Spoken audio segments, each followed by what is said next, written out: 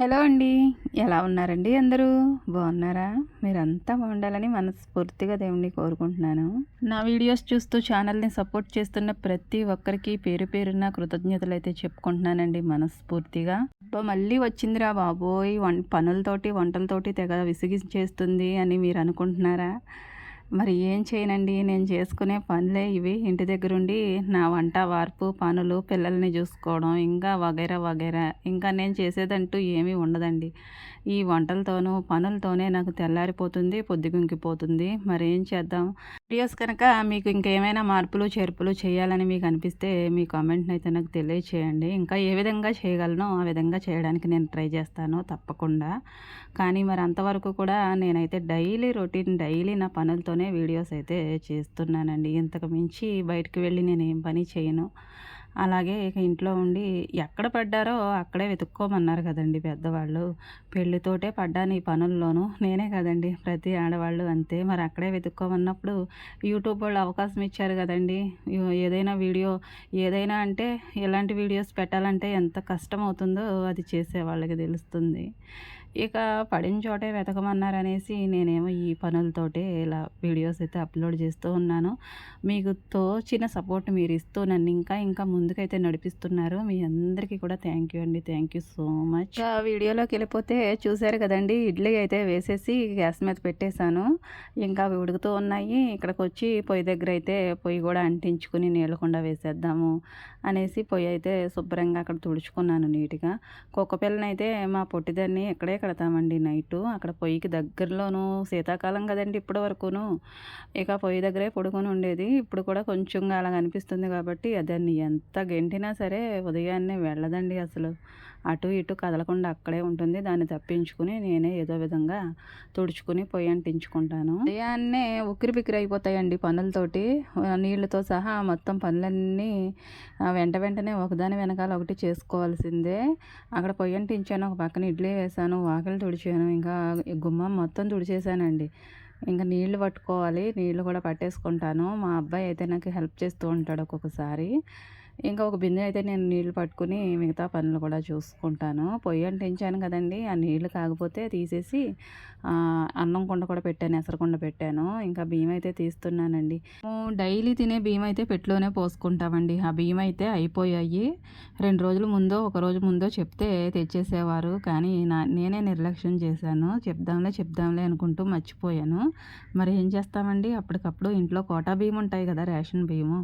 వాటిని వండేద్దామనేసి తీసానండి. ముందే చెప్పుకోకపోవడం నాదే పొరపాటు కాబట్టి భరించవలసిందే. నేనైతే రేషన్ బియ్యాన్ని భరించడం అనుకోనులేండి. ఎందుకంటే అవి నాకు ఇష్టమే, నేను తింటాను. అవి జావలా అయిపోతుందండి ఒక్కొక్కసారి. అన్నం ఒక్కొక్క నెలలో వచ్చే బియ్యం అస్సలు బాగోవు.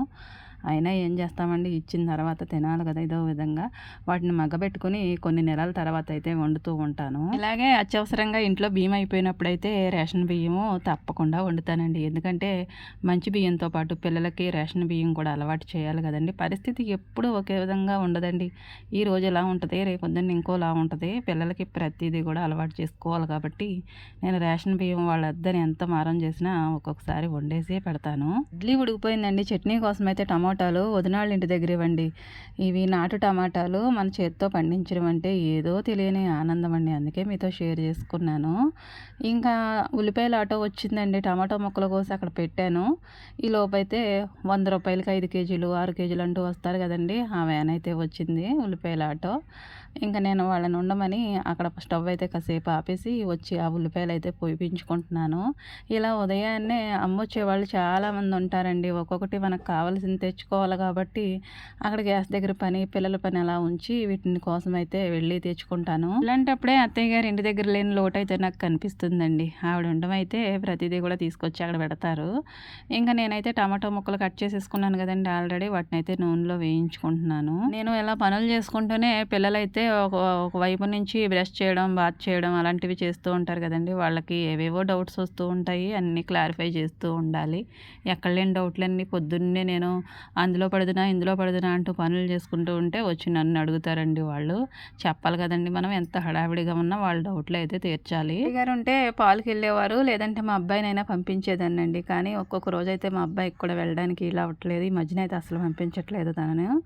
ఇంకా మా చిన్న పాప ఉంది కదండి, నేను వెళ్తానమ్మా కానీ డైలీ తనే వెళ్తుందండి ఒక 4 రోజుల నుంచి. పిల్లల్ని బయటకు పంపించడం అంటే చాలా భయపడేదాన్నండి. కానీ కాస్త ధైర్యం తెచ్చుకోవాలి కదా! ఆడపిల్లలైనా మగపిల్లల్లాగా పెంచుకోవాలి. ఇక పెద్ద పాపనైతే ఎక్కడికి పంపిద్దామన్నా గానీ కాస్త ఇబ్బంది పడుతుంది, వెళ్ళదు. ఇక చిన్న పాపనైనా ఆ విధంగా కాకుండా కాస్తంత బాయ్‌లాగా పెంచాలనేసి నేనైతే ప్రతి చోటికి కూడా ప్రతి చోట కంటే అవసరమున్న దగ్గరికైతే ఒక్కొక్కసారి తనని పంపించక తప్పట్లేదు. మావయ్య చేసేవారండి పొద్దున్నే ఎక్కడికైనా బయటికి వెళ్ళాలన్నా పాలు తీసుకురావాలి. పాలంటే మాకు పాడుండేది కాబట్టి అవసరం ఉండేది కాదు గానీ, ఎప్పుడైనా లేకపోతే కేంద్రం దగ్గరికి మావయ్య ఎళ్లి మాకు కిరాణా సరుకులు అలాంటివి ఏమైనా సరే అన్నీ మావయ్య తీసుకొచ్చేవారు. ఆ లోటు అనేది ఇప్పుడు కనిపిస్తుంది కాబట్టి దానికి తగిన విధంగా పిల్లలనైతే మార్చేశాను. ఎక్కడికెళ్ళి ఏది తీసుకురావాలన్నా పిల్లలకే చెప్తూ ఉంటానండి. వాళ్ళు చేయగలిగినంత వరకు వాళ్ళకి చెప్తాను. మిగతావి పెద్దవాళ్ళుగా మేము చేసుకుంటాము. పప్పు మామిడికాయ వండుదామనేసి 2 మామిడికాయలంటే 2 మామిడికాయలండి పొలం నుంచి తీసుకొచ్చింది వదిన. ఇంకా వాటిని చూడగానే మా అబ్బాయి పప్పు మామిడికాయ వండమ్మా అని అడిగాడు. ఇంకా బాక్స్‌లోకి అయితే పిల్లలకి మామిడికాయ పప్పు చేద్దామని వాటినైతే నేను కట్ చేసుకుంటున్నాను. వేసవి సీజన్ వచ్చిందంటేనే పప్పు మామిడికాయ మ్యాంగోసే కదండీ కనిపిస్తూ ఉంటాయి. ఇంకా మొదటిసారిగా నేను వండుతున్నాను కాబట్టి చాలా చాలా ఇష్టంగా అయితే పిల్లలు తిన్నారు. నాకు కూడా చాలా ఇష్టమండి పప్పు మామిడికాయ అయితే.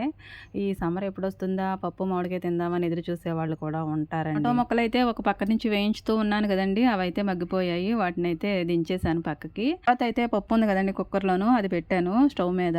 ఇంకా టమాటా ముక్కలనైతే చట్నీ చేద్దామని పప్పు గుత్తోనే రుబ్బేస్తానండి.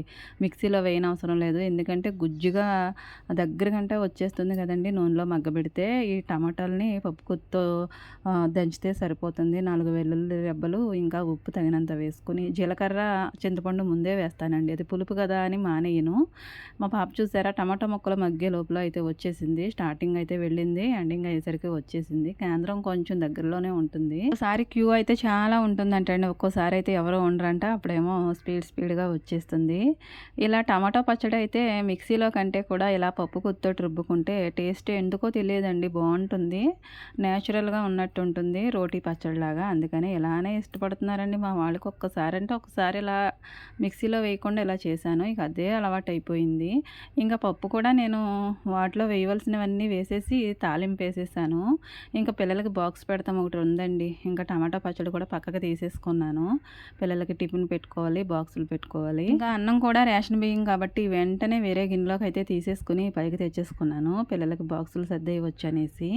అన్నీ రెడీ చేసేటప్పటికైతే 7:30 అవుతుందండి. మా అబ్బాయి కరెక్ట్‌గా అదే టైంకి వెళ్తాడు. తనకైతే ఆల్రెడీ టిఫిన్ పెట్టేసానులేండి. తను వెళ్ళిపోయాడు. ఇంకా పిల్లలు కూడా వెళ్ళిపోయారండి. పాపలిద్దరూ కూడా వెళ్ళిన తర్వాత గిన్నెలు అక్కడ వేసుకున్నాను, పాలు కాచుకున్నాను. ఇంకా బట్టలు కూడా నానబెట్టేసిన తర్వాత పప్పు మామిడికాయ వండాను కదండీ, దాన్ని మిగిలింది కొంచెం గిన్నెలోకి తీసేసి కూర తోమేద్దామని అక్కడ వేసేద్దాం అనుకున్నాను కానండి, ప్రాణం ఎక్కడ ఒప్పుద్దండి. నాకు చాలా ఇష్టం పప్పు మామిడికాయ అంటే. నాకు ఇష్టమైన కూర వండిన దాకలు కానీ ఇలా కుక్కర్ గిన్నెలు కానీ అందులో అన్నం వేసుకుని ఎంతో కొంత అయితే తింటాను. అందులో కొంచెం గ్రేవీలా ఉంచుకొని పప్పు మామిడికాయ చేసిన ఇంకా పప్పు గోంగూర చేసినా కానండి, దాన్ని తీసేసిన తర్వాత వేరే గిన్నెలోకి లాస్ట్లో ఉండేది ఎంత ఉన్నా సరేనండి, నాకేంటో తృప్తిగా అనిపిస్తుంది కొంచెం అన్నం వేసుకుని తింటే. అది ఇంకా టేస్ట్‌గా అనిపిస్తుంది కూడానండి. అందుకని నేను ఇలా తింటాను. ఇలా తినడానికి కొంతమందికి సిగ్గుగాను ఇంకా ఏదో అనిపిస్తుందిలేండి. కానీ నాకు అలాంటివి ఏమీ వద్దు. మనకి ఇష్టమైనది చేయడమే కదండీ మన పని. అన్నం తిన్న తర్వాత ఇక్కడ కూర్చున్నానండి గిన్నెలు తోమడానికి. తిరగాలంటే మరి ఏదో పని చేసుకోవాలి కదండీ. అలా అని కాదు కానీ తిన్నాను. తోమే ముందు అది వేస్ట్ అవ్వకుండా ఉంటుందనేసి ఇంకా గిన్నెలు తోమడం అయితే మొదలుపెట్టానండి. ఒక్కొక్కటిగా చిన్నవి తీసుకుంటాను. గ్లాసులు, కూర గిన్నెలు అన్నీ మొదలుపెట్టి పెద్ద కుండల వరకు వెళ్తాను. ముందే కలగా అన్ని గిన్నెలు ఒకేసారి తోమితే చిరాకు వచ్చేసినట్టు ఉంటుందండి. చిన్నవి గ్లాసులు, గిన్నెలు తోముకొని, తర్వాత ప్లేట్లు తోముకొని, పళ్ళాలు తోముకొని, ఇంకా కొంచెం పెద్దవి అలా లాస్ట్‌లో తోముకుంటే పని చాలా ఈజీగా అయిపోతుంది. రోజైతే అత్తయ్య గారు చాలా త్వరగా వచ్చేసారు. ఇంకా 2 గిన్నెలు అయితే నేను తోముతాననేసి కుండలైతే పక్కకు పెట్టుకుని అత్తయ్య తోముతూ ఉంటే నేనేమో మిగతా స్టీల్ గిన్నెలన్నీ తోమేసుకుని అక్కడ పెట్టుకుని ఎండలోను అక్కడ కుండీ దగ్గర ఉన్నది కూడా మొత్తం క్లీన్ చేసేసుకుని మరలా వచ్చానండి వంట చేసుకోవడానికి. ఇలా రోజులో 3 సార్లు వంట చేస్తాను. సగం జీవితం వంటగదిలోనే అన్నట్టు అలానే గడిచిపోతున్నాయండి రోజులు. రోజులు ఎప్పుడు మారుతాయో అని ఆశగా ఎదురు చూస్తాం తప్ప ఇంకా మనం ఏం చేయలేం కదండీ. ఈ రోజులంటూ మారుతూ ఉంటాయా అనే ఒక డౌట్ అయితే వస్తూ ఉంటుంది. ఎందుకంటే ఉండగా ఉండగా ముందు ముందు ఇంకా ఎక్కువ పనులే తప్పించి మనకి పనులు తరగడం అంటూ ఏమీ ఉండదండి. ఎందుకంటే పిల్లలు చిన్నవాళ్ళప్పుడు చిన్న చిన్నగా ఉంటాయి పనులు. వాళ్ళు ఎదిగిన తర్వాత ఇంకాస్త ఎక్కువవుతాయి. ప్రతి ఒక్కళ్ళు పడేదే కదండీ! మన అమ్మ వాళ్ళ దగ్గర నుంచి. ఇంకా దానికి ప్రిపేర్‌గా ఉండడం తప్పించి ఇంకేం చేయలేననిపిస్తుంది ఒక్కొక్కసారి. కాదు ఏదో విధంగా మార్చేయాలి పద్ధతి అనిపిస్తుంది. ఏమీ చేయలేక అటు ఇటు కక్కలేక మింగలేక ఏం చేస్తామండి, పనికి తల వంచవలసిందే. ప్రతి పని ఇష్టంగా చేసుకోవాల్సిందే. ఇక ముందు జీవితం వేరండి. పెళ్ళయిన తర్వాత చాలా చాలా మారిపోతుంది. మనం కూడా ఆ జీవితానికి తగినట్టుగానే ఒదిగిపోయి బ్రతకాలి తప్పించి నేను ఇలానే ఉండేదాన్ని, ఇలా ఉండడం నా వల్ల కాదనుకోవడానికి కుదరదు కదండీ. ఎందుకంటే పిల్లలు పుట్టేసిన తర్వాత వాళ్ళ భవిష్యత్తే తప్పించి కళ్ళ ముందు మరొకటి ఏమీ కనిపించదండి. మన భవిష్యత్తు సంగతి దేవుడెరుగు.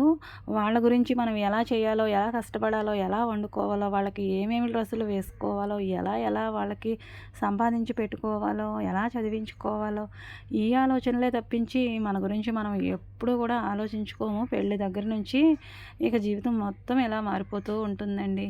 దానికి తగినట్టుగా ప్రతి విషయంలో కూడా ఒదిగి ఉండడం తప్ప మనం ఇంకా ఏమీ చేయలేము. చేయగలిగితే మాత్రం ఏం చేస్తామండి. ఇంకా మెరుగ్గా మన పరిస్థితుల్ని మార్చుకోవడానికి చూడాలి తప్పించి ఉన్న జీవితాన్ని చూసి నేను ఇంతేనా అని బాధపడ్డం అలాంటివైతే నేను ఎప్పుడూ కూడా చేయలేదు.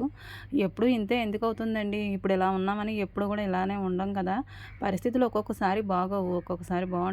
జీవితం ఇప్పటివరకు సజావుగా సాగిపోయింది. కానీ గత 2, 3 ఏళ్లుగా అయితే కొన్ని చిక్కులు, ఇబ్బందులు అలా పడుతూనే ఉన్నాము.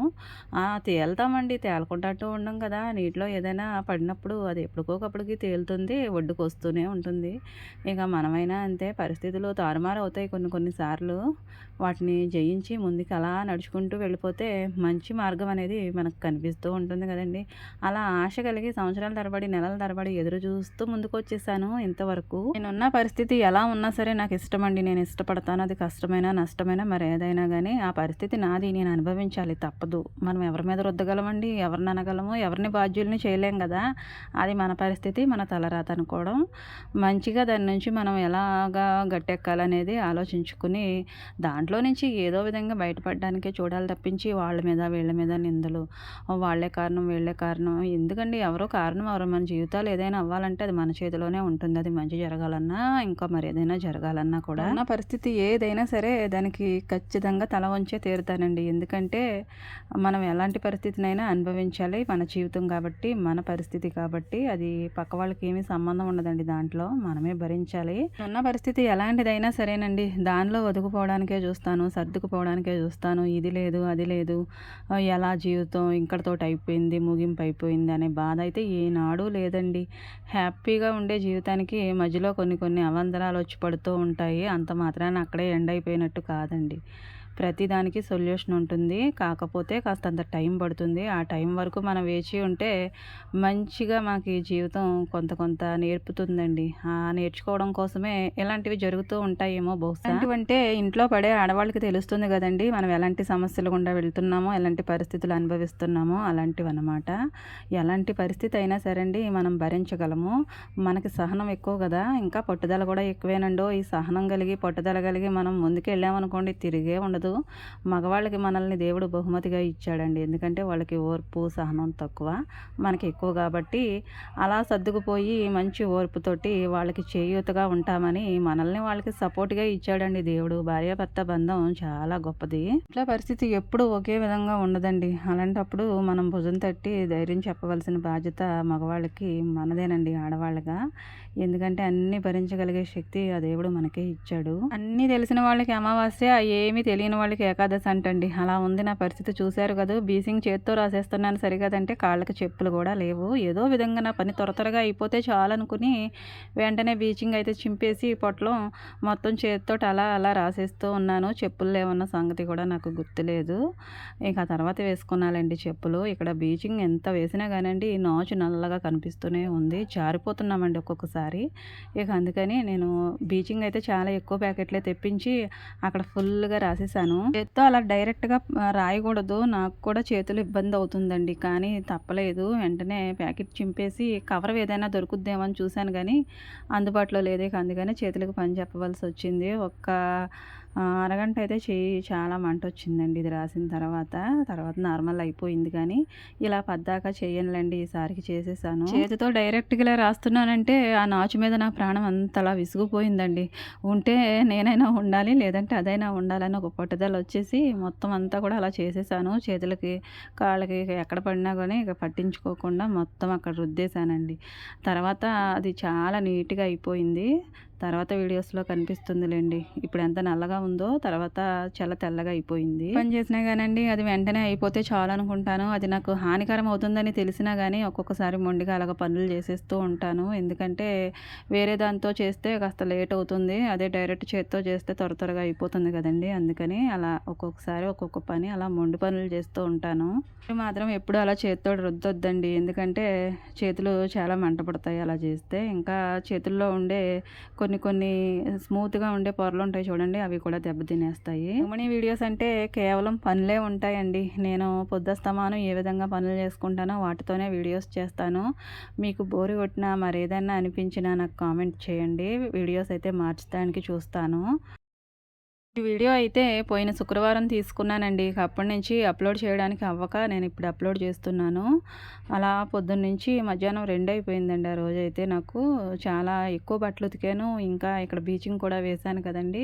ఇంకా మా వారు కూడా ఆ రోజు భోజనానికి బయటైతే చేసేస్తానన్నారనేసి నేను ఇంకా పనులే పనులు అంటూ ఈ పనుల్లో నుంచి బయటకు రావడానికి చాలా టైం పట్టిందండి నాకు. ఇప్పుడు కూడా పని చేసుకోవడానికి అస్సలు భయపడలేదండి. మొదటి నుంచి కూడా ఇప్పటి వరకు. పెళ్ళైన కొత్తలో ఒక విధంగాను, ఇప్పుడు ఒక విధంగాను కాదు. మొదటి నుంచి కూడా పనుల మీద నేను శ్రద్ధ చూపించాను.